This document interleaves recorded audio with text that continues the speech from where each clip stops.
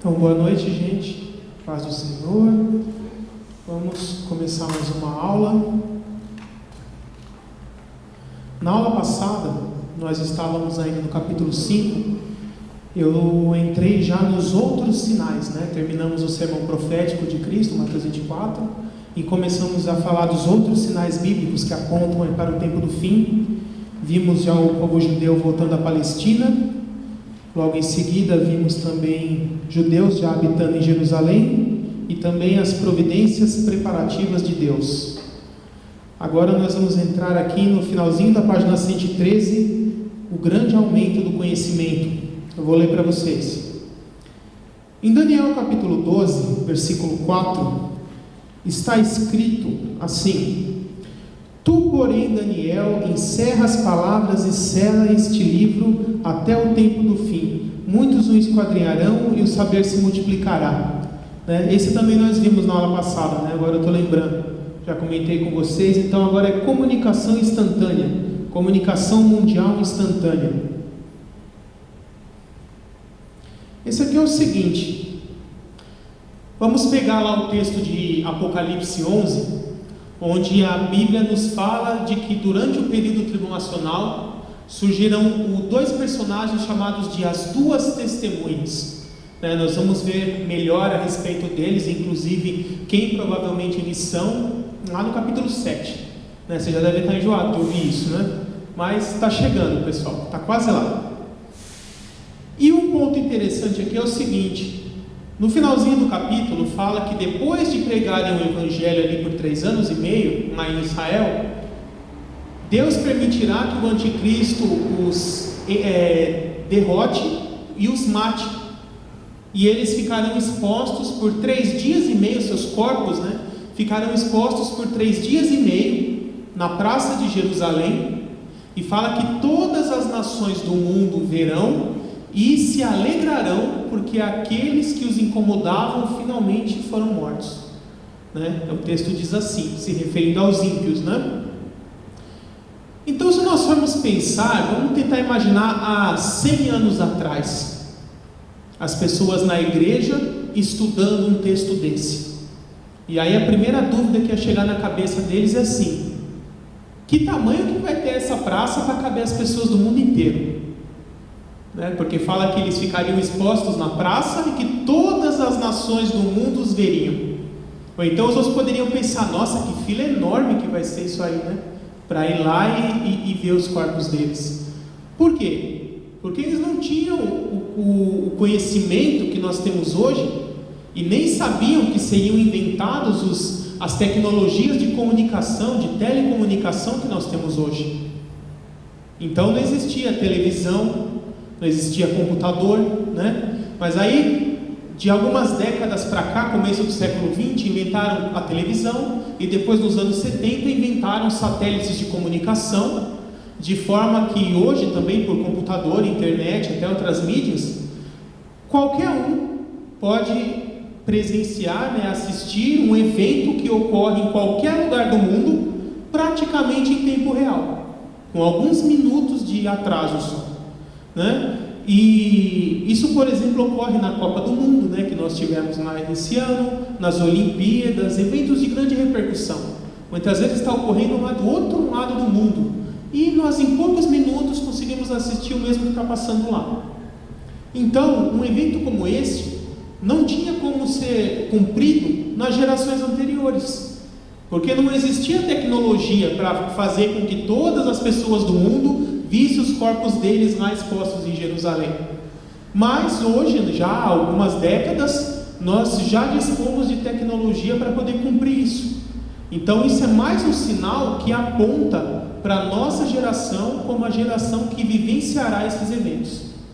Amém?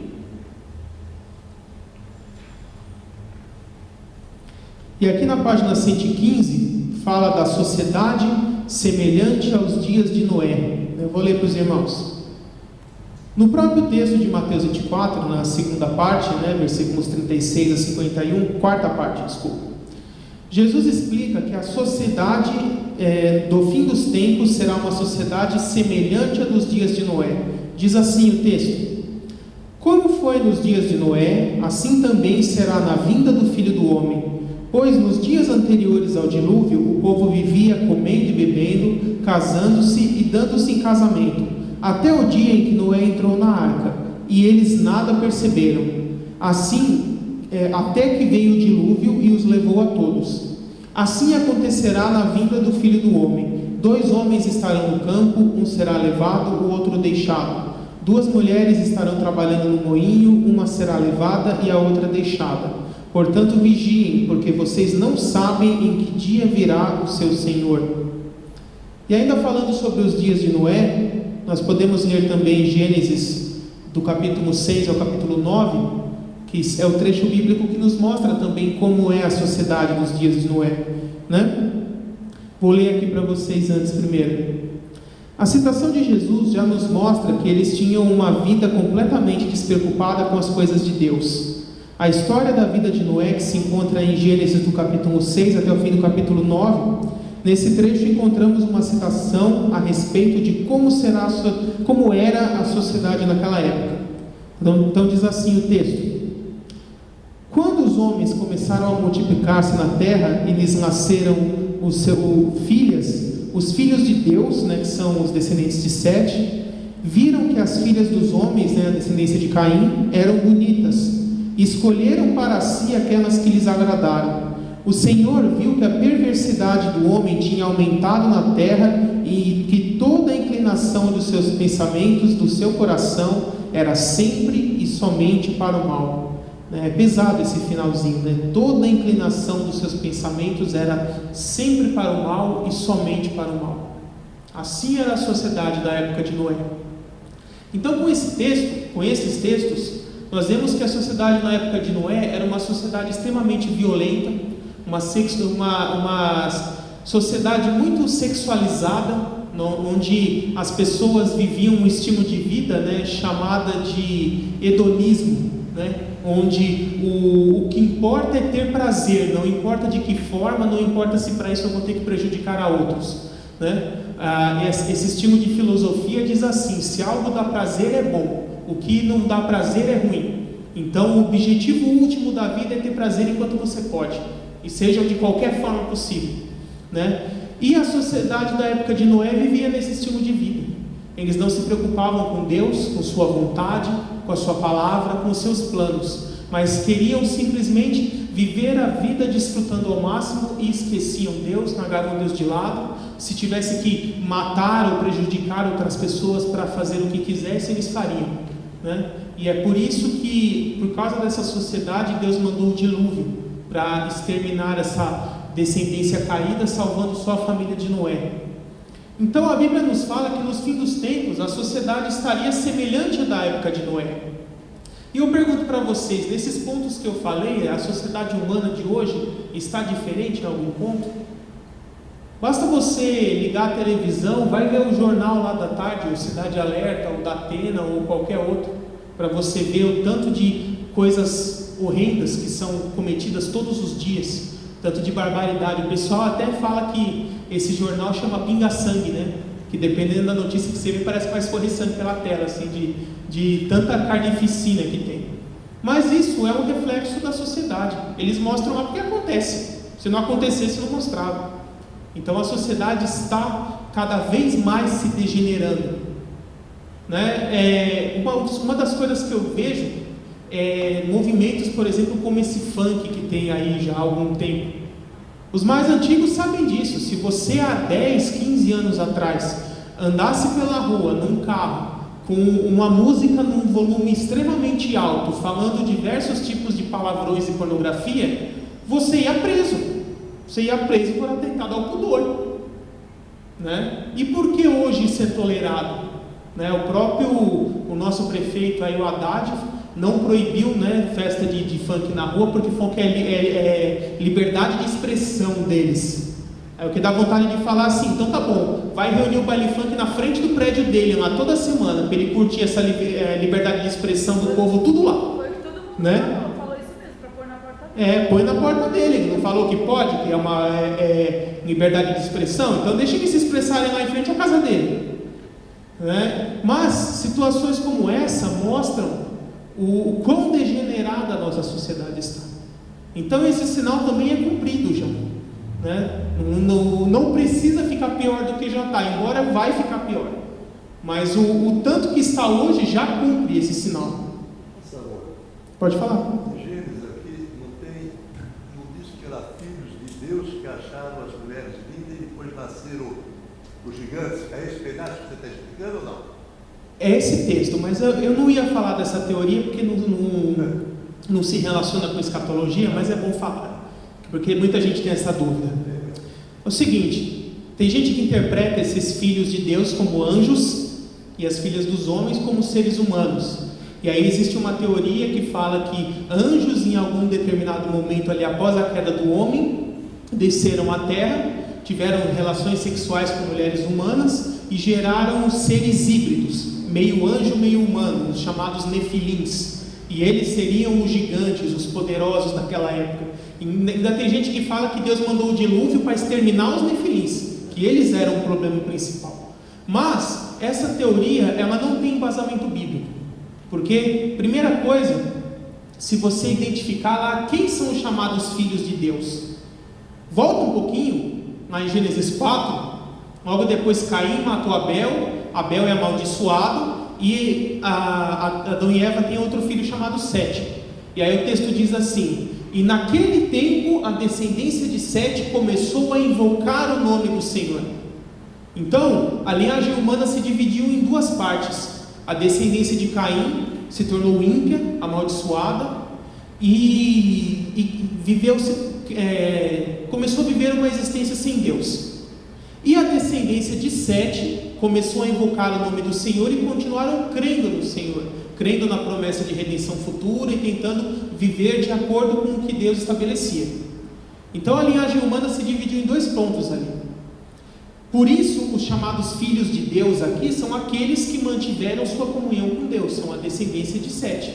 E filhas dos homens são quem sobrou, que é a descendência de Caim, né? E o próprio texto explica mais à frente que as mulheres da descendência de Caim, por algum motivo, não sei dizer qual, eram consideradas mais bonitas do que as das descendências de Sete.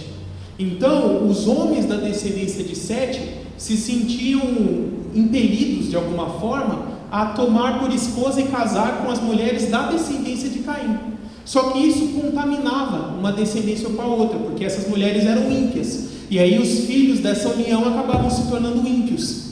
E isso foi acontecendo com a descendência de Sete, eles foram se misturando com a descendência de Caim, até que na época de Noé, só a família de Noé ainda era raça pura, pode-se dizer assim. Ainda eram descendentes de Sete, sem mistura com a descendência de Caim, né? E se nada fosse feito para resolver esse problema, com certeza os filhos de Noé, alguma descendência depois, contaminariam também, e aí todos iriam se tornar ímpios. E como Deus precisava separar uma parte do povo e manter pura e santa, para que através dessa descendência o Messias viesse, foi para isso que ele separou a família de Noé. E depois Abraão foi descendente de Noé, né, por Sem, e que gerou o povo de Israel, do qual veio Jesus. Então, qual é o texto mais simples para você rebater completamente essa teoria, né, de que anjos supostamente teriam tido relações sexuais com mulheres? Lá em Mateus 22, Jesus é indagado por um saduceu. O saduceu era uma facção do judaísmo que não cria na ressurreição. E aí ele falou assim para Jesus, contou uma historinha, né? Vamos supor que um homem, o mais velho de 5 irmãos, casou com uma mulher, morreu sem deixar filhos. Aí pela lei judaica, o irmão mais novo seguinte tem que casar com ela, né? Vocês já devem conhecer essa lei, né? E vamos supor que cada um deles foi casando com ela e morrendo sem deixar filhos. E no final, depois de morrer os 5, morreu ela também. E o saduceu pergunta: na ressurreição, quem será o marido dela, sendo que durante a vida dela os 5 foram legitimamente maridos dela? E é o que Jesus responde para ele: você está me perguntando isso porque não tem nem o poder de Deus, nem conhece a palavra. E logo em seguida ele emenda: na ressurreição seremos como os anjos de Deus, que não se casam e não se dão em casamento. Então ali Jesus explica a natureza dos anjos. A natureza dos anjos não é assexuada, né? Ela não existe anjo e anja. Não existe anjo masculino e anjo feminino. Apesar de, se nós tivermos que analisar por uma questão de aparência, todos os relatos de visão de anjos na Bíblia, a aparência deles parece mais com masculino do que com feminino, né? Então, o próprio Daniel fala que viu, né? Às vezes eles até chamam de homem, de um varão. Então a aparência do anjo é mais para masculina do que para feminina, mas não é sexo masculino nem sexo feminino. Não existe anjo e anja. Eles têm uma terceira categoria, um terceiro gênero que só eles possuem, e eles não têm nem órgãos sexuais, nem capacidade de reprodução. Por quê? Porque são seres eternos, são seres imortais. Por que os seres vivos desse mundo, eles têm que se reproduzir, e a grande maioria tem sexo, macho e fêmea? Porque eles são mortais, então eles têm que se reproduzir para perpetuar a espécie. Mas anjo nunca morre. Então a mesma quantidade de anjos que Deus criou lá no início é essa mesma quantidade que existe até hoje. Nenhum anjo morreu. Então não é necessário que eles se reproduzam para perpetuar a espécie, porque eles nunca vão morrer, né? E por isso que eles não são seres sexuados, né? Então esse texto de Jesus lá em Mateus 22, ele mata a questão. Fala: na eternidade, na ressurreição, seremos como os anjos, que não se casam, não se dão em casamento. Então, quando você junta esse texto ali, você fala: opa, então os filhos dos homens, os filhos de Deus na Gênesis 6 não podem ser anjos, porque anjo não se casa e não se dá em casamento. Agora, por que eu falo então é do erro de tradução? Porque eles falam que de onde vieram os gigantes. O termo. Qual é a referência isso aí? Por tradução ou. Então, é um erro de tradução, primeiro, né? Porque assim, o termo gigante, ele vem do grego gigas, e gigas, ao pé da letra, quer dizer os filhos da terra. Só que dentro da cultura grega, eles viam a terra como uma divindade, que era a titã Gaia. Gaia era a mãe terra, e ela era gigante. Então, eles fazem meio que essa associação. Filhos da terra, eles entendem que terra era Gaia, Gaia era uma titã que era gigante, então de certa forma eles eram gigantes. Então, na verdade, é a palavra gigante que hoje, ou há algum tempo pelo menos, assumiu uma conotação diferente do seu sentido original. Mas a palavra gigas, ao pé da letra, ela quer dizer filho da terra, não quer dizer literalmente um ser de grande estatura, tá? E a palavra nefilim, ali no original hebraico, quer dizer os caídos. É isso que quer dizer a palavra nefilim. Ela vem do termo hebraico nefol, que significa cair, né? Até parecido com o inglês, né? Fall, que vem dessa mesma raiz. Então, os caídos, porque é uma raça humana corrompida, porque ela se misturou com a raça de Caim, né? Ela não era mais pura no sentido bíblico. Golias e outros gigantes citados na Bíblia, eles têm origem? Tem. Isso é um outro ponto bom, que não tem nada a ver com a aula, mas tudo bem. Não, tudo bem. É importante explicar essas coisas. Mas vocês não têm pressa, né? A aula pode acabar, esticar até o final de dezembro, não tem problema. Acontece o seguinte, tá? Então, da onde veio os gigantes? Essa é a origem. Existe uma teoria, que é a que eu creio, tá? E ela tem indícios bíblicos, mas eu não posso impor isso como uma doutrina. Então, eu já estudei um pouco a esse respeito. Entre algumas teorias, esta é a que eu creio e a que eu vou repassar para vocês. De repente vocês podem ouvir falar alguma de outra, né? Vamos voltar lá atrás. Caim matou Abel. Aí Deus põe uma marca em Caim. E qual é o objetivo dessa marca? Porque a Bíblia não fala o que é essa marca. Mas o objetivo dessa marca era o quê? Para distinguir ele de qualquer outra pessoa da raça humana, né? E porque fala, quem olhar para você, né, vai saber que era, porque ele fala, qualquer um que me achar vai me matar. E uma marca que quem o olhasse, além de reconhecê-lo, causasse temor na pessoa, para que ela ficasse inibida e não quisesse ir para cima dele para tentar matá-lo. Então o objetivo da marca era essa. E aí, o que eu entendo que foi essa marca? Deus transformou Caim num homem de grande estatura. Porque, primeira coisa, eu tenho que explicar o que é gigante na Bíblia. O gigante, que nós vemos na Golias, era um homem com uma estatura entre 2 e 3 metros. Porque a Bíblia fala que ele tinha 6 côvados. E tem 3 tipos de côvado diferente na Bíblia. Tem o pequeno, o médio e o grande. Então, se você pegar de côvado pequeno, dá 2 metros. Do côvado grande, dá 3. Tá? Em medida, mais ou menos assim. Então, não era... Nós temos, às vezes, aquela ideia de gigante dos contos medievais. Aquele gigante de 8, 10, 12 metros, tamanho de um prédio. Né? Esse não é o gigante da Bíblia. Os gigantes da Bíblia eram homens muito altos, homens de grande estatura, 2 metros, 2 metros e meio, 2,60, talvez 3. E essa era a altura de Golias, por exemplo. E por que eles eram chamados de gigantes? Isso também já é comprovado por arqueologia. Os homens da antiguidade eram bem menores do que nós hoje, sabia? A altura média de um homem adulto, na época de Davi, por exemplo, era 1,5 metro. E como se sabe isso? Pelos achados arqueológicos, você vê lá os calçados da pessoa. Pegava a sandalinha de um homem adulto usava 32, 33, depende, comparando com o nosso tamanho hoje.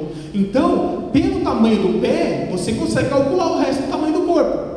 Né? Então se sabe que a altura média de um homem adulto era 1,50, 1,45, por volta disso.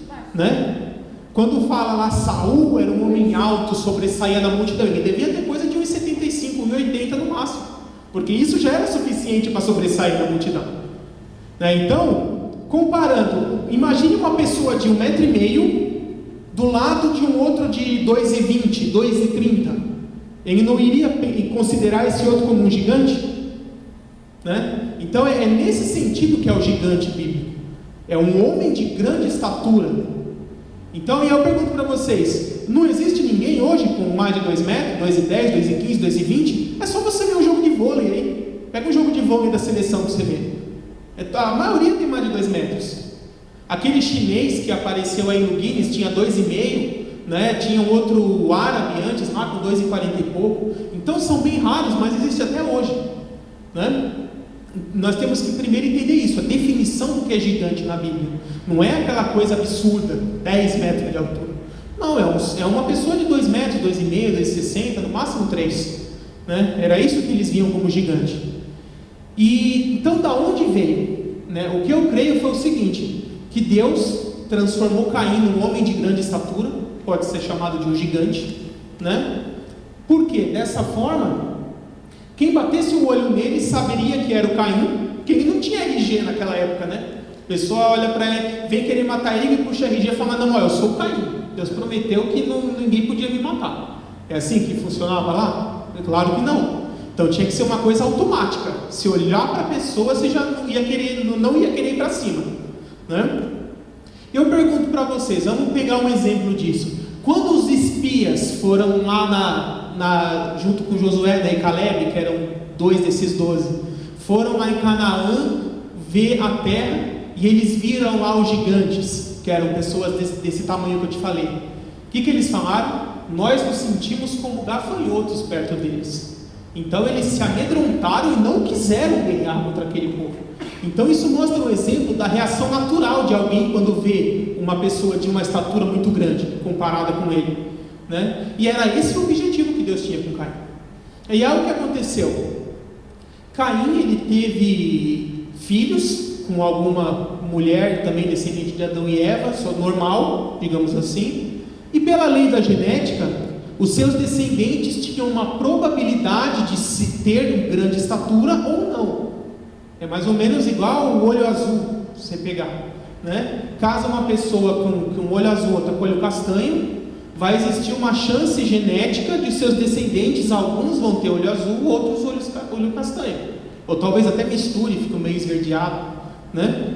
Mas é assim que funciona. Então, os descendentes de Caim, alguns se tornaram homens de grande estatura, outros não. E aqueles que se tornaram homens de grande estatura eram chamados nefilins.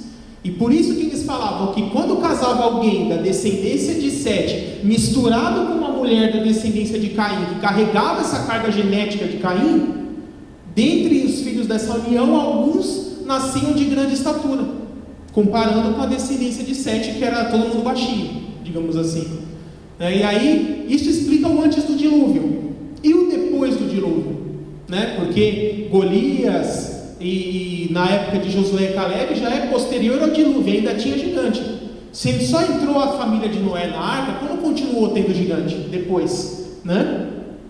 O segredo ali é a mulher de Cã, porque se vocês forem ver, sem Cã e Jafé, cada um tinha uma esposa.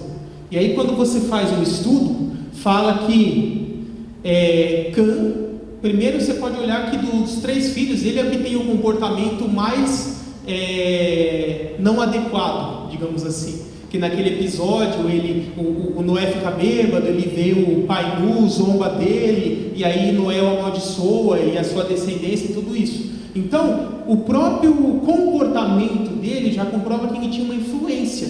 Influência de quem? Da mulher ímpia, porque só tinha 8 pessoas no mundo ali, né? Noé, sua esposa, seus 3 filhos com as suas 3 esposas. Então, a pessoa com quem ele tinha mais contato era a sua própria esposa. Então isso já é um indício de que a mulher dele vinha de origem ímpia. E aí quando você pega ali em Gênesis 10, a genealogia, fala que Noé teve, Cã teve um filho chamado Canaã. E foi esse Canaã que habitou a terra do Oriente Médio, que depois levou o seu nome, terra de Canaã.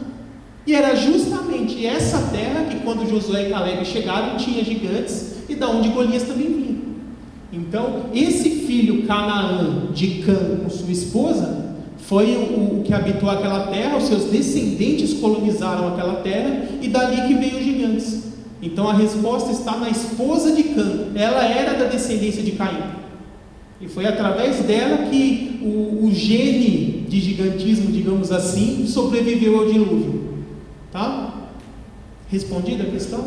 Então tá.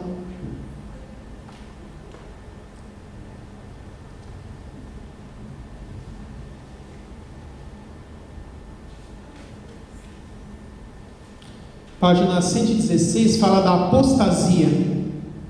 Apostasia é um sinal interessante, porque apostasia, ela é entendida, a palavra, né, como o abandono da fé. Às vezes a pessoa acha que apóstata é o ímpio, aquele que não quer saber de Deus, que não quer saber de ouvir o Evangelho, mas isso não é apostasia. Apóstata é aquele que foi crente, se converteu ao Evangelho, viveu como crente por algum tempo, e depois por algum motivo ele abandona completamente a fé cristã, e volta para o mundo e volta a viver como se Deus não existisse e nunca mais volta. Vai para o mundão de vez, volta a viver como se nunca mais fosse crente e esquece de Deus. Isso é a apostasia, é o abandono da fé. Então não é aquele que nunca se converteu, é aquele que foi cristão, pode até ter se batizado e por algum motivo abandonou a fé depois, né? E a carta aos Hebreus fala um pouco a esse respeito, né? Diz assim que aquele que faz isso é como se ele estivesse crucificando Cristo outra vez, porque Cristo morreu pelos pecados dele, ele vai lá, se converte, recebe a graça e depois abandona, né? E Hebreus ali fala que a pior condição que um ser humano pode ter é essa, é pior do que o ímpio, porque o ímpio pelo menos vive em ignorância em alguns pontos, esse não, conheceu a verdade, conheceu a graça, conheceu o Evangelho e depois abandonou e ignorou, né? Isso é apostasia. E a Bíblia fala que no final dos tempos ela aumentaria muito. E no meu ponto de vista, como eu vejo isso, né? Por que ocorre tanta apostasia? Para mim isso é uma das consequências da teologia da prosperidade hoje, né? Porque o movimento chamado neopentecostal, ele é fundamentado numa doutrina chamada teologia da prosperidade. Aí funciona assim: você vai para a igreja porque se você vier para se tornar cristão, se tornar crente, você não vai mais ter problema, você vai ficar rico, você vai ser abençoado em tudo que você fizer, você não vai mais ter doença, não vai pegar nem gripe, nem você, nem sua esposa, nem seus filhos, nem seu cachorrinho vai ficar doente mais. É assim que funciona. Se você tiver um peixinho no aquário, nem ele vai ficar doente. Então, a teologia da prosperidade ensina isso.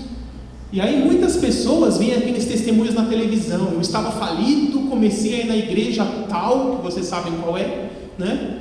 E em 6 meses depois, agora eu tenho 2 empresas, 3 carros, 4 casas, né? E por aí vai. Então isso faz com que as pessoas se acheguem a Deus com o objetivo errado. A pessoa vem e começa a congregar numa igreja porque ela quer um bom emprego. E aí ela faz uma barganha: ó Deus, eu te sirvo por 3 meses, eu vim fiel em todos os cultos, vou dar o dízimo, vou fazer a campanha disso, campanha daquilo, 7 semanas da rosa ungida, do sal grosso, né? Aí depois desses 3 meses, o senhor tem que me fazer virar gerente na minha empresa. O trato é esse. Aí como é que funciona? Passa aqueles 3 meses, pode acontecer 2 coisas: ou Deus dá o que ele queria, e aí ele fala assim: então beleza Deus, ó, trato cumprido, tô pegando minha malinha e indo embora, né? Deus deu o que ele queria e não precisa mais vir na igreja, ele vai embora. Ou o contrário, passa os 3 meses, Deus não dá o que ele queria, ele fica bravo com Deus, porque Deus não fez a parte dele, e vai embora bravo. Vai falar que vocês nunca viram isso acontecer. Vou contar para vocês. Eu estava vendo esses dias um programa de televisão desses aí do testemunho. E aí funciona assim, ó. Chegou o irmãozinho: conta bem, seu irmão. Deu o microfone. Eu comecei a vir aqui na igreja tal, em 2 meses eu virei gerente na minha empresa. Oh, glória a Deus, aleluia. Próximo. Conta bem, seu irmão. Eu comecei a vir na igreja tal, fui no culto ungido lá, fiquei cheio da unção, fui na concessionária, botei a mão no carro, falei: esse aqui é o meu, esse aqui Deus vai me dar. Passou 2 meses, Deus deu o carro lá. Aí chega aí, glória a Deus. Aí tinha uma velhinha depois: conta bem, seu irmão.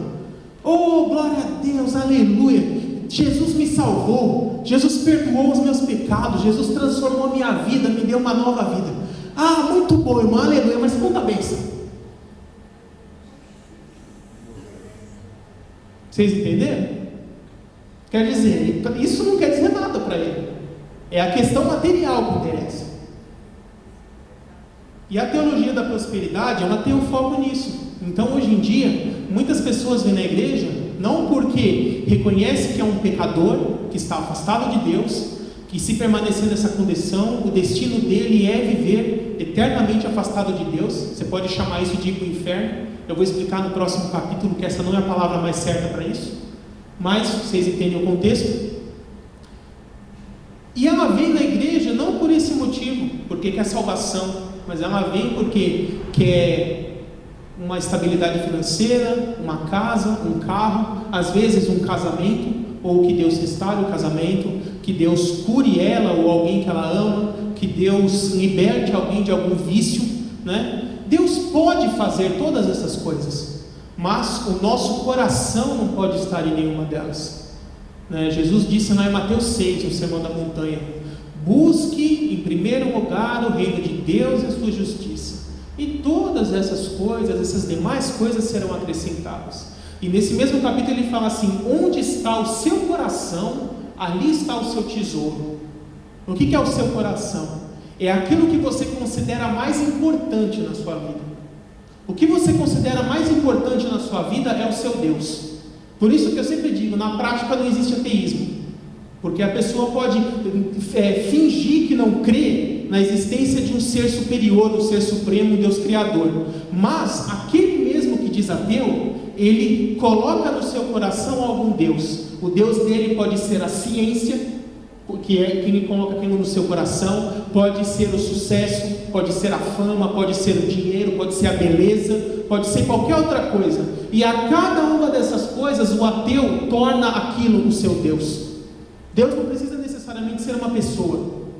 Tudo que você coloca em primeiro lugar na sua vida e coloca aquilo no seu coração como seu tesouro, a coisa mais importante para você, aquilo é o seu Deus. Tem muitas pessoas que idolatram cônjuge, idolatram filho, às vezes idolatram até chefe no trabalho. Tudo isso é idolatria, porque você está tirando o lugar que é de Deus no centro do seu coração e colocando outra coisa. 2 perguntas. A pessoa fez tudo o que tinha que ser feito. Aceitou Jesus, veio domingo na igreja, se batizou, se tornou um templo, uma igreja, e depois se afastou. Essa pessoa vai para o inferno ou ela vai para o céu? Aí você vai entrar numa questão bastante complicada, porque se você for vou falar um pouco mais teológico agora, se você for adepto da crença calvinista, de que todo salvo é predestinado à salvação, se ele é predestinado, ele não perde a salvação. Se você for do ramo arminiano, o arminianismo ensina que, em conjunto com a atuação de Deus, tem que ter a fé da pessoa em resposta a essa graça oferecida. Então, nesse contexto, a salvação pode ser perdida. O que eu creio, tá? Minha crença pessoal, é um meio termo dessas duas coisas, é o chamado calvinismo moderado. Então, assim, existe a eleição divina, a predestinação, mas Deus, ele até expliquei isso em aulas passadas, né? O Weber perguntou, né? Ele predestina com base no futuro, porque ele sabe tudo o que vai acontecer no futuro da pessoa. Em cima da crença que a pessoa vai manifestar de livre e espontânea vontade, ele predestina lá atrás. Então, no meu ponto de vista, aquele que congregou em alguma igreja por algum tempo, até se batizou e tudo, e depois abandonou, se ele for verdadeiramente convertido, tiver nascido de novo e tudo, em algum momento Deus vai resgatar. Deus vai tocar no coração dele para que ele se arrependa e volte. Se ele não voltar e viver em impiedade o resto da vida, no meu ponto de vista, ele nunca foi crente. Ele foi uma pessoa que frequentou uma igreja por algum tempo, mas não foi transformado, não nasceu de novo, não recebeu o Espírito Santo. Não valeu para nada. Ele simplesmente frequentou a igreja como se fosse um clube, né? Aí eu costumo dizer que existe o convertido pelo Evangelho e o convencido do Evangelho. Qual é a diferença dos dois? O convertido, ele realmente nasceu de novo, teve a vida transformada, recebeu o Espírito Santo, se tornou verdadeiramente um servo de Cristo. O convencido pelo Evangelho é assim, eu até acredito que isso seja verdade, só não estou disposto a seguir. Tá? Vocês devem conhecer um monte de gente nessa situação. Você vai falar da Bíblia para a pessoa: acredito na Bíblia, acredito em Jesus. Tá bom, então vamos na igreja? Não. Então, assim, até acredito que seja verdade, estou convencido disso, mas não quero seguir, não estou disposto a pagar o preço. Então, o convencido do Evangelho não é crente de verdade. Lembra aquela historinha que eu contei algumas aulas atrás do jovem em cima do muro? Então, o convencido é o que ainda está em cima do muro, mas o muro é de quem? O muro é do diabo. Ele só vai ser verdadeiramente de Cristo quando ele descer do muro e para um lado de Deus. Tá? Passa agora a segunda, só dúvida. Pode falar. E você, como é estudioso do assunto, você consegue dar resposta. O missionário vai numa família não crente, certo? Não, os dois lá aceitam Jesus, tá? No Salvador. Mas essa pessoa não vai na igreja, não dá continuação, mas aceitou Jesus. Essa pessoa morrer, ela é salva ou não salva? Ela aceitou Jesus como o único Salvador. Morrendo quanto tempo depois? Não, pode ser amanhã, pode ser... Porque aí são duas situações. Então, se vamos pegar o exemplo de um ladrão que estava do lado de Cristo na cruz, não deu tempo dele mudar de vida. Então, como ele verdadeiramente creu em Jesus, o próprio Jesus falou que ele estaria salvo. Mas a verdadeira fé, a verdadeira crença em Cristo motiva naturalmente uma mudança, uma transformação de caráter da pessoa. Então, ela numa reunião dizer que entregou a vida para Jesus, e aí passa 1 mês, 2, 6 meses, 1 ano, e nada muda na vida dela, e ela não congrega em nenhuma igreja e continua igual era antes, em verdade ela não se converteu. Porque eu nem gosto desse termo aceitar Jesus, porque parece que é nós que queremos, é Jesus que quer nós e não o contrário, né? Isso, entregar a vida para Jesus. O que nós falamos? Reconhecer Jesus como o único Senhor e Salvador. Então, por que o Senhor vem primeiro? Porque quando você reconhece Jesus como Senhor, é quem se torna seu Salvador. Senhor, no sentido bíblico, é literalmente o dono do escravo. Então, assim, dizer que você reconhece Jesus como seu Senhor, você está me dizendo assim: a partir desse momento eu me torno um escravo de Cristo. E o que o escravo faz? Ele faz a vontade de seu Senhor, querendo ou não, doendo ou não, sendo pesado ou não. Então é nesse sentido, o cristão literalmente é um escravo de Cristo, no sentido de que a vontade dele é a que tem que prevalecer. Toda vez que entre a minha vontade e a vontade de Cristo há um conflito, é a dele que tem que prevalecer, porque ele é o Senhor, eu sou escravo.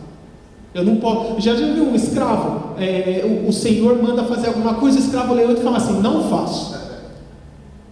Não existe, né? Se fizer isso é chibatada, né? E por isso que tem muito crente tomando chibatada por aí também, né? Porque não reconhece o senhorio de Cristo. Então, às vezes as pessoas querem muito o Cristo Salvador, mas não querem o Cristo Senhor. E o Senhor vem primeiro. Ele só vira seu Salvador quando você torna Ele seu Senhor, né? Ok? E aqui na página 117 começa também o ressurgimento do Império Romano. Nós já estudamos lá no capítulo 4, que fala a respeito das profecias dos impérios mundiais, e ali diz também dessa ressurreição do Império Romano no futuro, como o Império do Anticristo, que vai dominar o mundo durante a tribulação. E o que já está ocorrendo em nossos dias nesse sentido? Na página 118, olha os tratados que já está sendo feito. OTAN, o Tratado do Atlântico Norte, Nações Unidas, o euro, moeda única em toda a Europa, o Tratado de Roma, que é semelhante ao nosso Mercosul, lá entre os países da Europa, Mercado Comum Europeu, comércio livre em toda a Europa. E a partir de 1993, a União Europeia, governo único sobre toda a Europa. Então, já há algumas décadas, começa-se a falar de um conceito chamado Estados Unidos da Europa. O que quer dizer isso? Os Estados Unidos da América, quando começaram, eram várias colônias independentes umas das outras, administrativamente falando. E depois de muitas décadas é que elas se unificaram debaixo de um governo federal. E por isso se tornou o nome Estados Unidos da América, que foram vários estados inicialmente autônomos que se unificaram num governo geral, um governo único. E a Europa está caminhando a passos largos para esse mesmo processo. Então, primeira coisa, com esse mercado comum europeu, o que quer dizer isso? Cada país da Europa pode importar ou exportar mercadorias sem pagar imposto de importação e exportação, como se você no Brasil fizesse só de um estado para o outro, assim, de Minas para São Paulo, por exemplo, né? Então, começou assim. Com o Tratado de Roma, todo cidadão europeu, ele pode... com a União Europeia, isso. Todo cidadão europeu, ele pode andar livremente por qualquer país da União Europeia sem tirar passaporte. Ele é aceito, não existe mais necessidade de tirar passaporte. Então, por exemplo, aquele que é cidadão português, nasceu em Portugal, se ele quiser trabalhar na Espanha e todo dia ir e voltar de um país para o outro, ele pode normalmente, as fronteiras são abertas. Basta ele mostrar documento, sou cidadão europeu, morreu. E é por isso que, por exemplo, tem aquele trem subaquático lá que liga a Inglaterra à França, né? Vocês devem conhecer, já ter ouvido falar, que ele passa por baixo do oceano. Tem muita gente que mora na Inglaterra e trabalha na França, ou vice-versa. E todo dia pega aquele trenzinho. Porque não existe mais necessidade de passaporte. E depois, todos os países da Europa, eles já falam inglês como primeira ou segunda língua, né? Mesmo aqueles que não têm inglês como língua materna, a segunda língua do país é inglês, e é ensinada a todos. Então também a União Europeia já tem uma língua unificada. Falando inglês, você se dá bem em qualquer país da Europa, consegue se comunicar sem problemas. Com o euro, moeda unificada para toda a Europa, todos os países da União Europeia têm o mesmo dinheiro, a mesma unidade monetária. A única que ainda está resistindo um pouquinho mais é a Inglaterra, porque a Libra ainda vale mais que o euro. Mas a partir do momento que o euro vale mais que a Libra, ela vai abandonar a Libra também. Ela usa em conjunto as duas moedas, né? Todos os outros já abandonaram a moeda própria, usa só o euro. A Inglaterra ainda usa em conjunto porque a dela ainda é mais forte que o euro, né? em valores, em taxa de câmbio, né? Mas a partir do momento que não for mais, ela vai abandonar a Libra também. Existe, até para vocês terem uma ideia, a Polícia Unificada da União Europeia. Vamos comparar para os nossos padrões aqui. A nossa polícia militar, a atuação dela é separada para cada estado. Então, São Paulo tem uma organização, Rio tem outra, Minas tem outra, e assim por diante, cada estado. A alçada de um policial militar é dentro de seu estado. Então, vamos supor, um policial está perseguindo um ladrão numa rodovia e ele ultrapassa para o estado de Minas, por exemplo.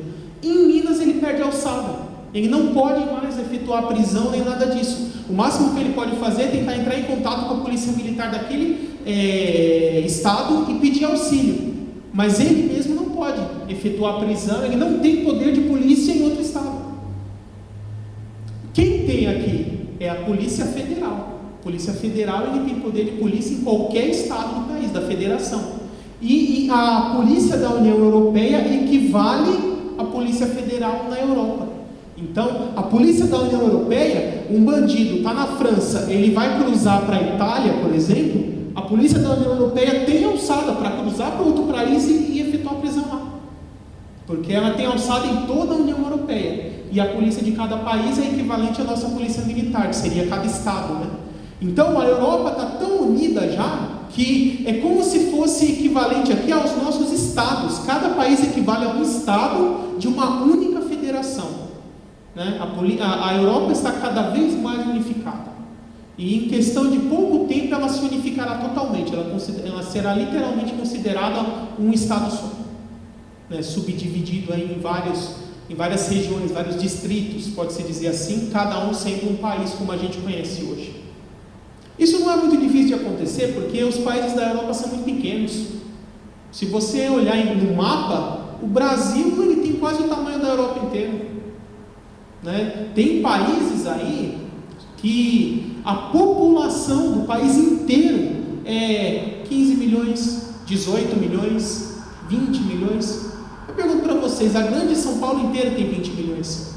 Vocês já pararam para pensar que tem país da Europa com uma população menor que a nossa cidade? Então não é tão difícil assim isso acontecer.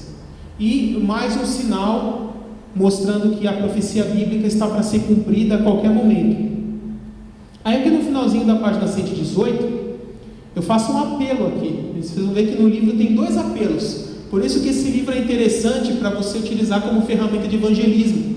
Às vezes você conhece uma pessoa que tem um nível maior de cultura, de estudo, e quer evangelizar ele através do ensino da palavra, comprovando para ele que várias profecias bíblicas já se cumpriram, que a Bíblia é verdadeira. Eu coloquei esse apelo no final da página do capítulo 5, e tem outro apelo no final do livro, lá na conclusão. Então a pessoa se lê de coração aberto, e nesse momento Deus tocar no coração dela para ela entregar a vida para Jesus, lá no final do livro, o apelo da conclusão, eu até ensino como a pessoa tem que fazer oração para entregar a vida para Jesus. Então, se ela lê, mesmo que for sozinha na casa dela, e Deus tocar no coração, no livro ela tem instrução de como entregar a vida para Jesus. É por isso que o livro também pode ser utilizado como uma ferramenta de evangelismo. Amém? Então aqui termina o capítulo 5, sobre os sinais da atualidade. Eu tenho que comentar uns 3 dias. Hoje comeu uns 3 dias.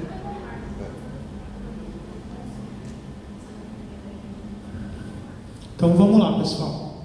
Começo do capítulo 6, página 119. Esse capítulo 6, ele se destina a explicar o que ocorre após a morte da pessoa. Então, para onde a pessoa vai quando morre, seja ela salva, seja ela não salva, como são esses lugares, que nomes eles têm na Bíblia e quais são as características desses locais. e também para onde a pessoa vai depois da ressurreição, porque são duas etapas diferentes. Uma é quando a pessoa morre, o tempo que ela permanece morta, entre a morte e a ressurreição, e outra etapa é após a ressurreição.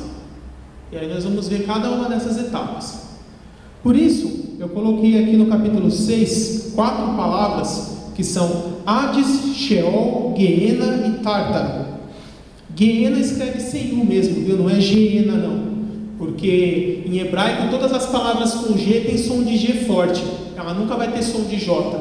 Isso é a pronúncia hebraica, então é Geena a pronúncia.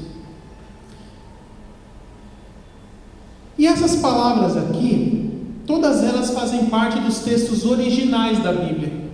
Sheol é do original hebraico, Hades, Geena e Tártaro são do original grego. E houve um erro bastante grande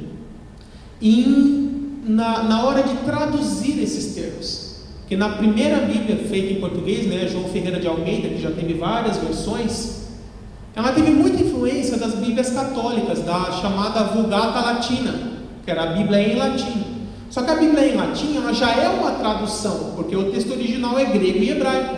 Então, muitas Bíblias da Idade Moderna foram traduzidas a partir da Vulgata Latina. Então, ela é a tradução da tradução. E por conta disso, alguns erros acabam sendo cometidos, porque muitas vezes, quando você vai traduzir um termo de uma língua para outra, na língua para o qual você quer traduzir, não existe uma palavra que seja um sinônimo perfeito daquela. Uma palavra que tem exatamente a mesma ideia expressada na palavra da língua original. E é nessa hora que o tradutor ele tem que interpretar e tentar pensar qual seria o melhor termo. E nesse ponto ele pode ocorrer erros. É por isso que a teologia sempre diz assim: a Bíblia é palavra de Deus infalível, inspirada nos seus originais. Ela é infalível nos seus originais. Porque a partir do momento que alguém pega o original e faz uma tradução, o tradutor pode cometer erros. E aí a tradução que ele fez não é infalível, porque ele cometeu um erro de tradução. Vocês conseguiram entender? Então isso é um meio que tabu que nós temos no meio cristão, Não, a Bíblia é a palavra de Deus infalível nos seus originais. Numa tradução, a tradução pode ter erro. E é por isso que nós temos que procurar sempre utilizar uma tradução boa, uma tradução que foi assim embasada por bons teólogos, recomendada, E por essas questões que, por exemplo, eu e o pastor Carlos, nós dois utilizamos a tradução chamada NVI, que é a Nova Versão Internacional. Eu não sei se vocês já perceberam, muitas vezes o pastor Carlos lendo um texto, ou eu mesmo, e o texto que nós lemos não está igual ao da Bíblia de vocês. Por quê? Porque nós usamos NVI. Porque a Almeida já foi comprovada que é uma tradução que tem alguns erros. Por isso que a maioria dos teólogos mais recentes já não é usada. Exceto meios pentecostais, que por causa de uma tradição, O pastor da igreja da época, não, porque eu decorei essa tradução aqui, toda igreja vai ter que usar essa tradução. Não importa se ela é antiga, retrógrada, tem um monte de termo que ninguém entende. Por força da liderança tem que usar aquela. Isso não é muito saudável não, É melhor usar a melhor tradução. Se você decorou aquela, leia a nova, decora de novo, Então, na Bíblia Almeida, essas 4 palavras, Hades, Sheol, Geena e Tártaro, foram traduzidas todas por inferno. E qual o problema disso? Primeiro, essas palavras diferem entre si. Cada uma tem um significado próprio. Então você traduzir todas pela mesma palavra já é um erro. Além disso, a palavra inferno, que vem do latim inferus, que significa o lugar inferior, o compartimento de baixo, ela passa uma ideia. E essa ideia não corresponde exatamente à ideia de nenhum desses termos.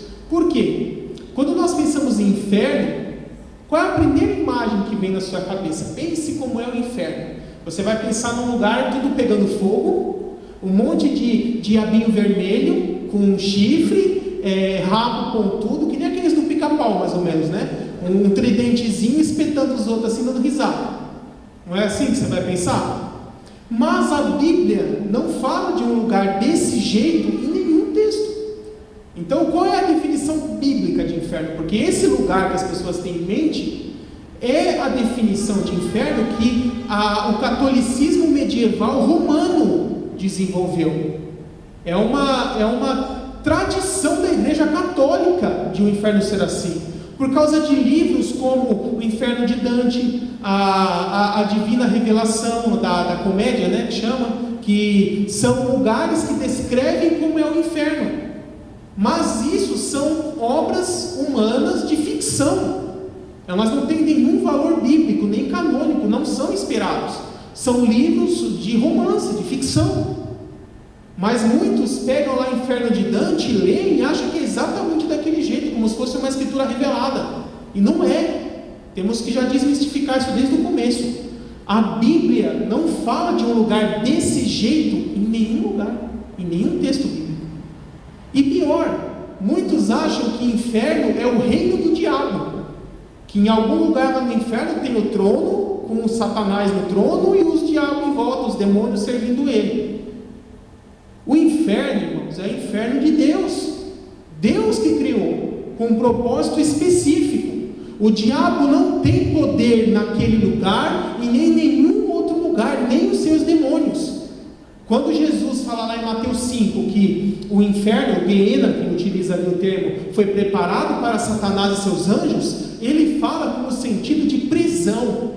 Foi preparado como uma prisão para Satanás e seus anjos. Ou seja, lá dentro ele será somente mais um prisioneiro como qualquer outro. Ele não tem nenhum tipo de poder nem autoridade naquele lugar, nem de ofício, né, a função de líder, de carcereiro, ou alguma coisa assim. Tudo isso é invenção da Igreja Católica medieval. Na Bíblia você não vai achar nada a esse respeito. Então isso já é um começo para a gente desmistificar. Então o que será que significa Hades, Sheol, Gehenna e Tártaro? Vamos começar com Hades então, Sheol, né? Hades e Sheol. Eu vou ler aqui para os irmãos na página 119. Para quem não está acostumado com as palavras Hades e Sheol, elas podem parecer bem estranhas. Isso acontece porque elas não são palavras da língua portuguesa. A palavra Sheol, ou ainda Seol, ou ainda Sheol escrito com X, é hebraica. E a palavra Hades é grega. Elas aparecem frequentemente nos textos originais da Bíblia. Sheol aparece 65 vezes no Antigo Testamento e Hades aparece 10 vezes no Novo Testamento. Ambas expressam a mesma ideia. Vemos isso em Atos 2:27, onde encontramos uma citação do Salmo 16:10. Então, como nós sabemos que Hades e Sheol são sinônimos? Porque a palavra Sheol é hebraica, foi usada no Antigo Testamento. A palavra Hades é grega, foi utilizada no Novo Testamento. Como nós sabemos que elas são sinônimos? Primeiro, esse texto aqui de Atos 2:27 é Pedro em sua primeira pregação, né, depois de Pentecostes. E aí ele faz uma citação do Salmo 16:10. Ele fala assim: Davi, o rei Davi, né, que era profeta, revelou a respeito de Cristo. E aí ele fala no Salmo 16:10: Tu não permitirás que o teu santo permaneça no Sheol, nem que o teu corpo sofra decomposição. Isso aqui está lá no Salmo 16:10. E essa é uma profecia a respeito da ressurreição de Cristo, né? Tu não permitirás que o teu santo permaneça no Sheol, que é o mundo dos mortos, nem que o teu corpo sofra decomposição, que apodreça. E isso implica o quê? Que ele ressuscitasse.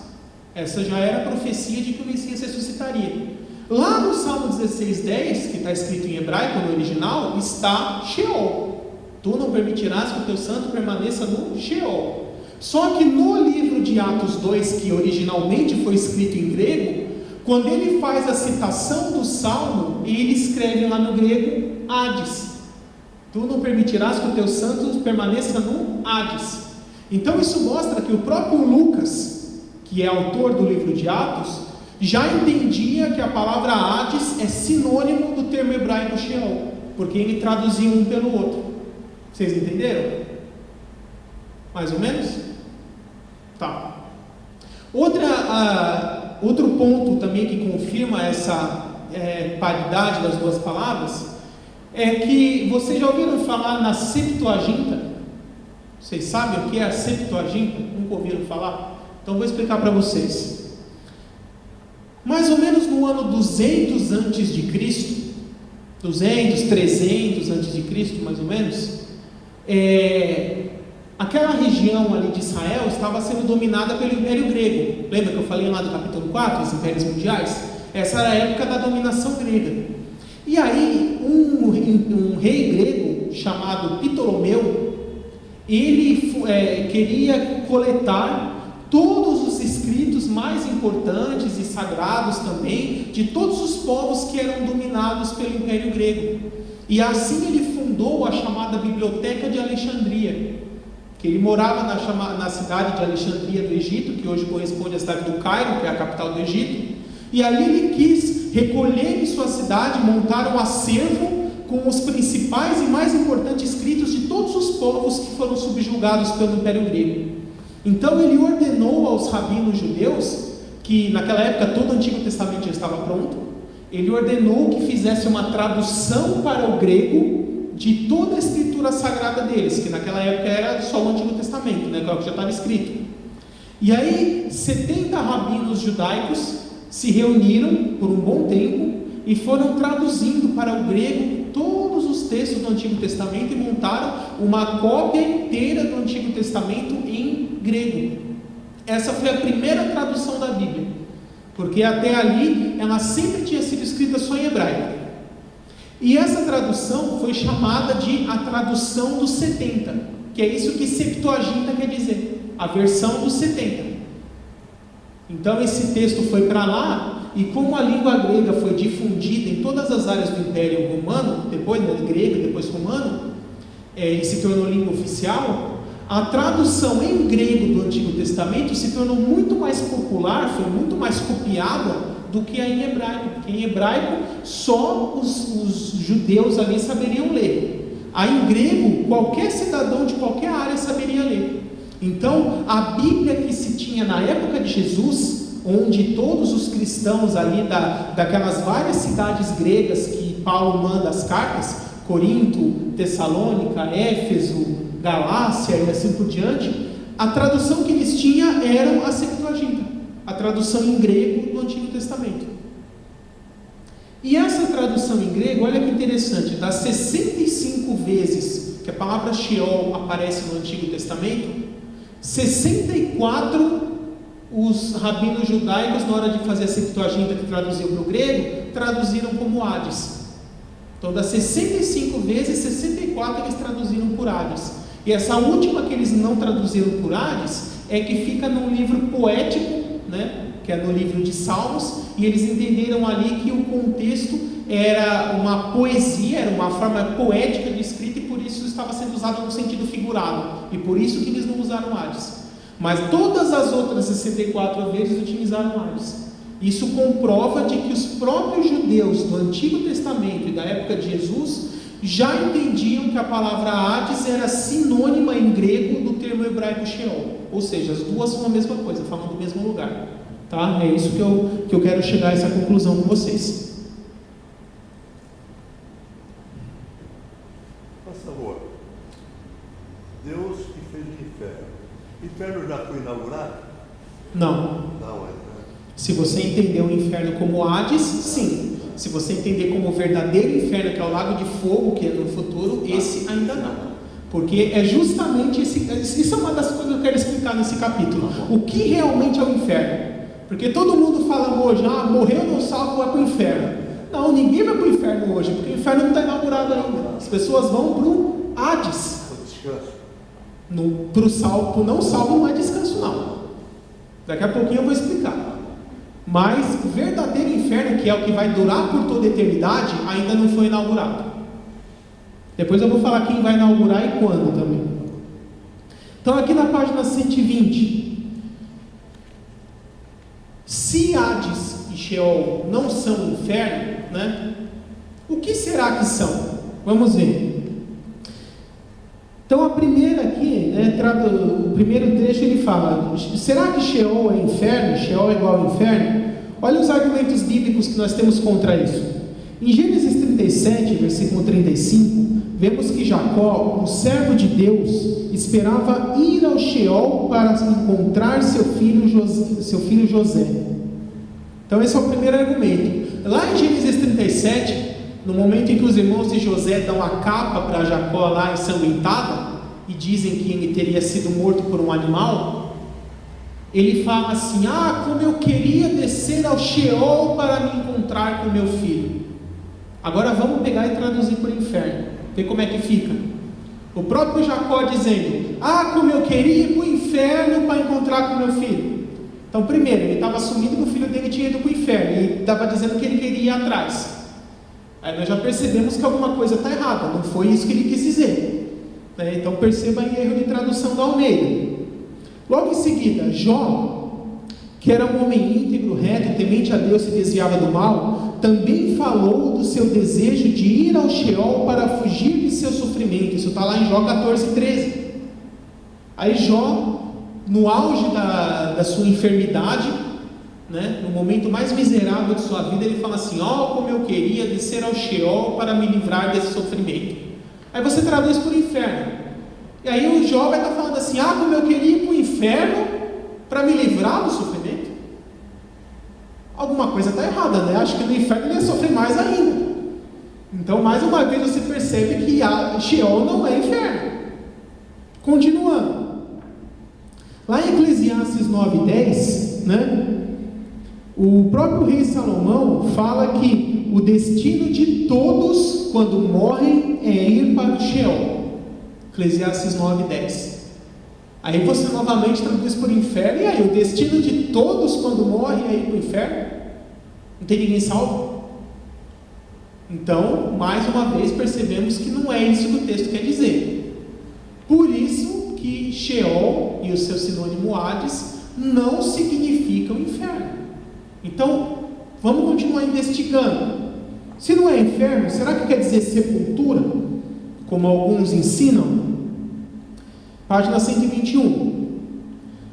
A língua grega não usa Hades, e sim Minemeion, Minema ou Tafos, quando quer falar de sepultura. Semelhantemente, a língua hebraica usa Keber ou Keburá, para se referir a uma sepultura, no sentido de cova mesmo, Nunca usa Sheol para isso. Existem sepulturas espalhadas por muitos lugares em toda a terra, mas só existe um Sheol. A Bíblia nunca usa essa palavra no plural. Todas as sepulturas têm proprietários. Lemos na Bíblia a respeito da sepultura, Keber, lá o termo original hebraico, de Jacó, está lá em Gênesis 50, versículo 5, a de Raquel, Gênesis 35, 20, e de muitas outras. Em nenhum desses casos é utilizada a palavra Sheol para se referir à sepultura de alguém. As sepulturas podem ser fisicamente localizadas. A sepultura de Raquel estava no caminho de Efrata, isso está lá em Gênesis 35, 19, e a de Jacó estava em Canaã, Gênesis 55. Porém, quanto ao Sheol, a Bíblia não indica nenhuma localização, pois o Sheol não está nessa dimensão. As sepulturas são visíveis a qualquer um, mas o Sheol não pode ser visto por nenhum homem vivo. O contraste entre o uso do Sheol na Bíblia e as palavras hebraicas e gregas, que significam sepultura, deixa bem claro que sepultura não é uma tradução correta de Sheol, sendo que várias vezes a Bíblia usa Sheol em contraste com o céu, como João 11:8, Isaías 14, Isaías 15 e Amós 9:2, uma cova rasa na superfície da terra não serviria como contraste para o céu. Essa analogia acontece porque esses termos são grandes demais para a mente humana, representam o desconhecido. Fica claro, pois, que mesmo no uso poético da palavra, Sheol não é sepultura. Na primeira ocorrência de Sheol na Bíblia, Jacó falou que desceria junto de seu filho José para o Sheol, Gênesis 37, 35. Ele pensava que José tinha sido devorado por uma fera e, portanto, não acreditava que José estivesse em alguma sepultura. Contudo, disse que desceria ao Sheol para junto de seu filho. Isso comprova que nem os patriarcas entendiam o Sheol como uma sepultura física. Né? Então vejam esses diversos argumentos para entender que Sheol não é sepultura. Né? O Sheol não fica num lugar específico, as sepulturas ficam. O Sheol não é visível por nenhum homem vivo, as sepulturas são. O Sheol nunca é usado no plural, só tem um, sepultura tem várias. E eu acho que o texto mais importante para entender bem esse contexto é o próprio texto de Gênesis 37, lá com Jacó. Porque se ele pega a capa do filho ensanguentado e ouve dos seus filhos dizendo que ele havia sido devorado por um animal, eu pergunto para vocês, sobrou corpo? Sobrou algum corpo para poder enterrar por uma cova? Não. Então Jacó tinha em mente naquele momento que José não tinha corpo mais. Então, por se ele falar descer ao Sheol, entendendo que Sheol fosse uma cova, uma sepultura, não faria sentido. Os judeus até usam nesse sentido sepultura, né? Mas não é com a definição de sepultura que nós temos hoje. Eles falam com o sentido de a cova global de toda a humanidade, ou seja, o lugar para onde toda a humanidade vai quando morre, a sepultura final de toda a humanidade, né? É isso que significa o Sheol. Vocês conseguiram entender a diferença? Amém?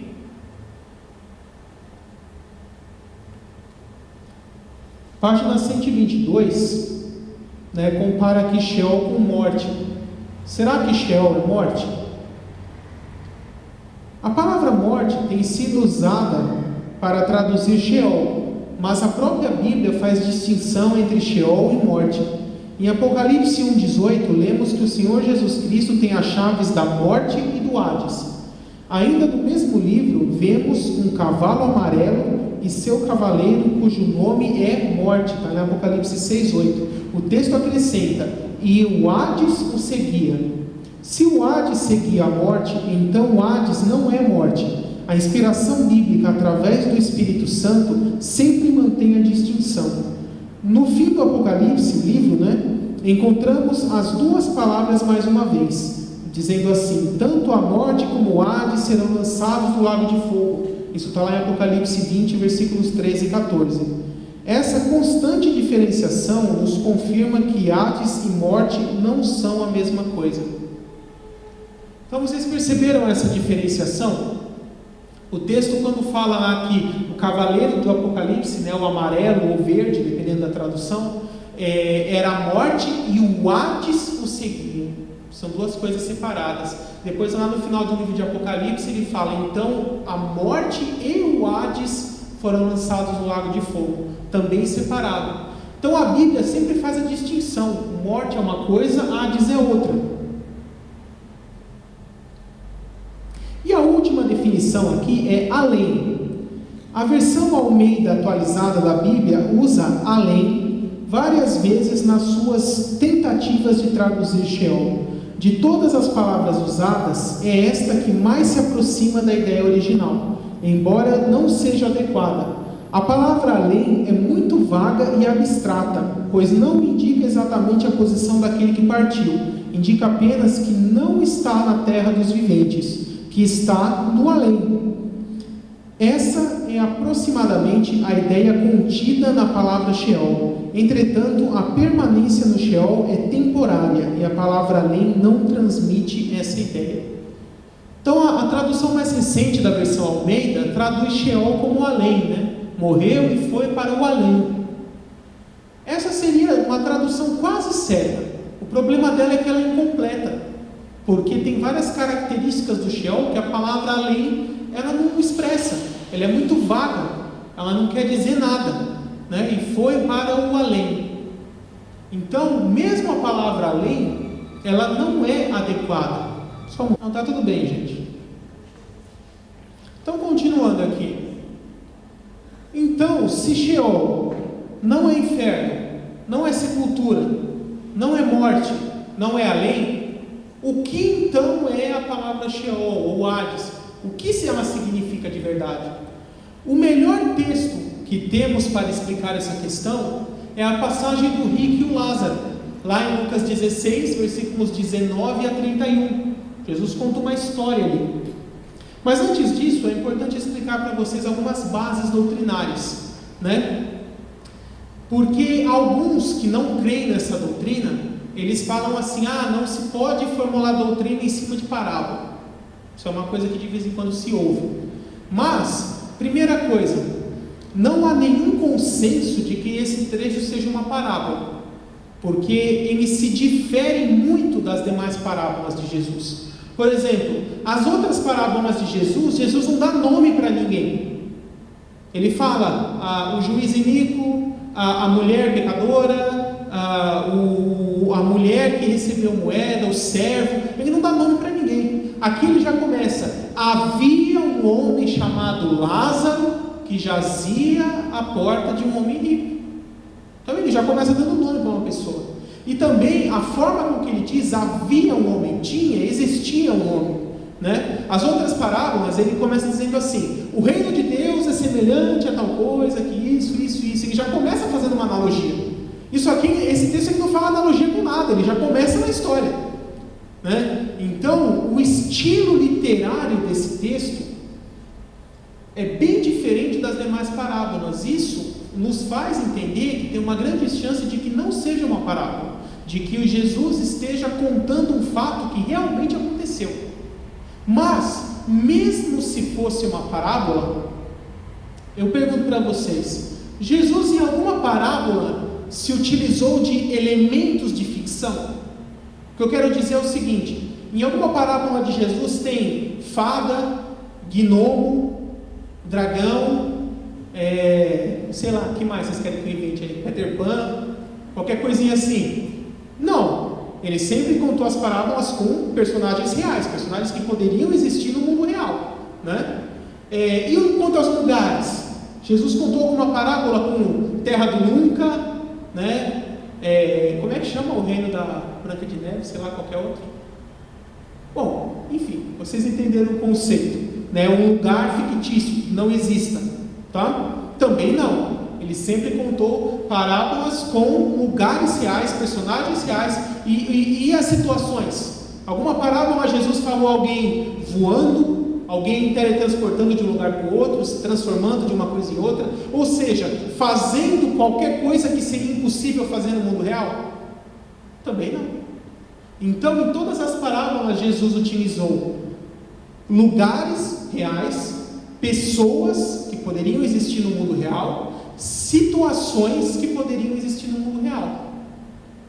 Então essa conversa de não podemos entender que o Sheol é realmente como Lucas 16 diz porque é uma parábola, isso para mim é balela, é conversa fiada, porque em todas as outras parábolas Jesus contou um lugar, personagens e situações que poderiam perfeitamente existir no mundo real. Por que só isso aqui não pode? E ficaria incoerente. Então eu entendo que, primeiro, não é garantia de que seja uma parábola. Segundo, mesmo se for uma parábola, o valor doutrinário dela continua válido do mesmo jeito, tá?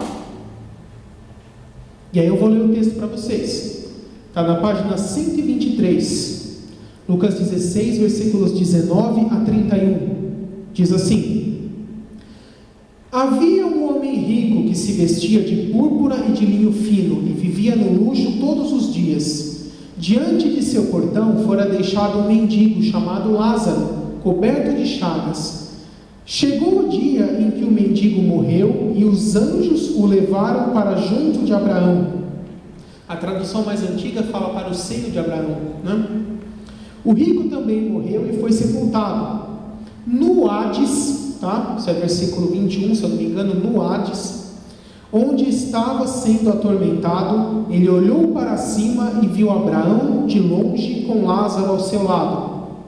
Então chamou: Pai Abraão, tem misericórdia de mim, e manda que Lázaro molhe a ponta do dedo na água e refresque a minha língua, porque estou sofrendo muito neste fogo. Mas Abraão respondeu: Filho, lembre-se que durante a sua vida você recebeu coisas boas, enquanto que Lázaro recebeu coisas más. Agora, porém, ele está sendo consolado aqui, e você está em sofrimento. E além disso, entre vocês e nós há um grande abismo, de forma que os que desejam passar do nosso lado para o seu, ou do seu lado para o nosso, não conseguem. Ele respondeu: então te suplico, Pai, manda Lázaro ir à casa de meu pai, pois tenho 5 irmãos. Deixa que ele os avise, a fim de que eles não venham também para este lugar de tormento. Então Abraão respondeu: eles têm Moisés e os profetas, que os ouçam. Não, Abraão, disse ele. Não, pai Abraão, disse ele. Mas se alguém dentre os mortos fosse até eles, eles se arrependeriam. Abraão respondeu: se não ouvem a Moisés e aos profetas, tampouco se deixarão convencer, ainda que ressuscite alguém dentre os mortos. Então perceba que, mesmo no final do texto, Jesus não faz analogia com nada. Ele contou a história clara do começo ao fim, e a própria história já tem valor doutrinário, mas não é uma parábola que se faz uma analogia com alguma outra coisa. Vocês perceberam que geralmente todas as parábolas no finalzinho tem a moral da história? E essa aqui não tem a moral da história? A própria história já é inteira o que ela quer dizer? Então ela difere bastante das outras. E temos alguns pontos aqui, a partir da página 124, que nós temos que analisar. Então, primeiro, ele está sendo consolado aqui, que o pai Abraão fala. Isso nos mostra que o Lázaro, ali que representa o salvo quando morre, foi para um lugar onde ele tinha descanso, alegria e paz, um lugar de descanso, de consolo. E depois para o rico ele falou: e você está em sofrimento. Então isso mostra que aquele rico, que representa ali o ímpio quando morre, ele foi para um lugar de sofrimento, de tristeza. O terceiro ponto: entre vocês e nós há um grande abismo. Então nós já começamos a entender melhor a geografia desse lugar. Já vou dar o nome para vocês. Esse lugar é o mundo dos mortos. É para onde todo mundo vai quando morre. Mas como funciona esse lugar? Os salvos ficam de um lado, existe um grande abismo, fazendo uma separação permanente entre um lado e o outro, e o outro lado é o dos não salvos. Então, o destino da pessoa, no momento que ela morre, já está selado. Embora os dois lados façam parte de uma única dimensão, que é o Sheol, pode-se dizer assim, lá dentro já está subdividido. Salvo por um lado, não salvo para o outro. E o que o texto fala a respeito desse abismo? O próprio pai Abraão, ele fala assim: existe um grande abismo entre nós e você, de forma que os que querem passar daqui para lá, ou de lá para cá, não conseguem. Então ali já deixa claro, isso aqui é irreversível. Se você morreu, foi para um lado do não salvo, é não salvo, não tem mais o que fazer. E morreu, foi para um lado do salvo, é salvo. Por que isso tem que ser bem explicado? Porque o Sheol foi transformado pela Igreja Católica em purgatório, onde a pessoa, se o ente querido dela aqui no mundo pagasse uma indulgência, alguma coisa assim, ou após sofrer uma determinada quantidade de tempo lá no lugar do não salvo, ele seria meio que promovido, e aí poderia pular para o lado do salvo. A Igreja Católica inventou isso na Idade Média. Mas o Sheol não é assim. O Sheol é apenas um lugar que guarda as almas de todos os mortos, enquanto eles aguardam a ressurreição. E aí, salvo já está de um lado, em paz e descanso e alegria. Não salvo já está do outro lado, em agonia e em tormento. Então eu posso dizer que o lugar do não salvo é uma prévia do inferno, e o lugar do salvo é uma prévia do céu. É assim que funciona. E aí, continuando aqui, a respeito do rico, ele olhou para cima. Então isso nos revela um pouquinho mais sobre a geografia desse local. Eu deveria ter pegado a lousa e trazido aqui, para desenhando ficar mais fácil, mas na aula seguinte eu vou desenhar, vocês vão ver. Mas imaginem assim, um lugar mais alto, um abismo no meio e um lugar mais baixo. O lugar mais baixo é o dos não salvos, e o lugar mais alto é o dos salvos. E aí acontece muito dos alunos me perguntarem: por que o dos salvos é mais alto? Não sei. O texto só fala que é mais alto. Aí, se eu pudesse até especular, né, até satirizar um pouquinho isso, eu ia dizer assim: é para deixar o não salvo ainda mais curioso, porque ele não vai conseguir ver o que tem lá. Né? Além de falar, perdi, não consegui ir para lá, ele ainda fica curioso, que ele não consegue nem ver o que tem lá. Né? Porque fica mais alto. Porque com esse sistema, o salvo vê o lugar do não salvo. Então ele fala: se eu tivesse entregado minha vida para Jesus, onde é que eu ia estar? Agora o não salvo não consegue ver como é que é lá, consegue ver só a beirinha. Então isso nos dá a entender que o pai Abraão e Lázaro estão bem na borda aqui, né? Para eles poderem conversar junto, mas ele não consegue ver o que tem para lá porque é mais alto, né? Mas isso é só especulação, né? A Bíblia em si não revela um motivo para isso, só fala que é assim. Quinto ponto: pai Abraão, tem misericórdia de mim. Em determinado momento, né? Primeiro que já na tradição judaica, esse lugar dos salvos, que já era chamado de seio de Abraão, que nós podemos comparar com o paraíso hoje. Depois eu vou falar que é o paraíso mesmo. Mas será que está sendo representada aqui a própria pessoa, o patriarca Abraão? Porque dentro da cultura judaica, a pessoa de Abraão já é uma simbologia para representar o Deus Pai. Como nós vemos, por exemplo, lá no Gênesis 22, onde Abraão leva seu filho Isaque no Monte Moriá para sacrificá-lo. Né? Ali Abraão representa o Deus Pai, e Isaque representa o Filho, o Cristo, que seria morto, inclusive, naquele mesmo lugar, né? Quase 2000 anos depois, porque foi no Monte Moriá que foi construído o templo depois. Né? Então ali já era uma representação. Então na simbologia bíblica, muitas vezes a figura do pai Abraão representa o Deus Pai. E esse é um dos casos. Por quê? O rico fala assim: pai Abraão, deixa que eu volte até meus irmãos para contar o que aconteceu. Você acha que Abraão, sendo simplesmente um ser humano que morreu e está lá no lugar dos salvos, ele teria poder para fazer alguém voltar ao mundo dos vivos? Não. A pessoa de Abraão não tinha. Por isso Abraão aqui nessa passagem representa Deus. Fala ali que Lázaro morreu e está ao lado de Deus, sendo consolado pelo Deus Pai, que é o pai Abraão, né? É para essa pessoa que o rico pede para voltar. Oi? Mas vamos supor, se ele estivesse simbolizando Deus, aí ele fala que tem um abismo entre eles. Para Deus não tem impossível. Sim, mas ele está se referindo às pessoas que estão lá, não que ele propriamente não quisesse ir para um lado de lá. Né? Não é nesse sentido, não é impossível para ele em pessoa, é para os que estão do lado dos salvos. Ele não fala ele fala nós, então ele está envolvendo um lugar. Né? Não é nesse contexto, não posso nem se eu quiser, vocês não podem. Né? É só para estabelecer o conceito que os estão isolados um lado do outro, né? Para não abrir margem para essa ideia de que o não salvo poderia conseguir se salvar no pós-morte, tá? Que é o conceito de purgatório da Igreja Católica, tá? É só dentro desse conceito, não é uma visão tão ampla assim, tá? Sabemos que é a Seol, aonde nós vamos visitar aquelas pessoas. Tem nome onde ele está junto com Abraão? Tem, é o que eu vou falar daqui a pouco. Então, continuando aqui, né? No